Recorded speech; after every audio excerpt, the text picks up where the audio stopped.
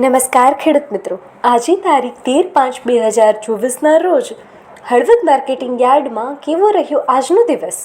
ચાલો જાણીએ બજાર ભાવ અને તેના વિશે ખેડૂતોને જાણકારી આપીએ. આજે કપાસનો ભાવ ₹1200થી લઈને ₹1482 સુધીનો રહ્યો અને આવક નોંધાઈ 1238 મણ. જીરુનો ભાવ ₹5000થી લઈને ₹5750 સુધીનો રહ્યો અને આવક નોંધાઈ 14318 મણ. વરિયાળીનો ભાવ ₹1050થી લઈને 1625 સુધીનો રહ્યો અને આવક નોંધાઈ 14148 મણ.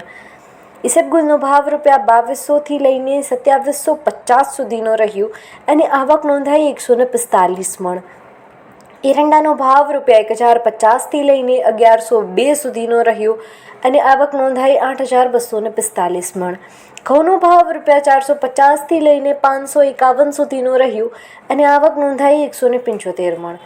તલનો ભાવ ₹2200થી લઈને 2775 સુધીનો રહ્યો અને આવક નોંધાઈ 585 મણ. રાયડાનો ભાવ ₹900થી લઈને 980 સુધીનો રહ્યો અને આવક નોંધાઈ 284 મણ. રાઈનો ભાવ ₹1100થી લઈને 1328 સુધીનો રહ્યો અને આવક નોંધાઈ 358 મણ.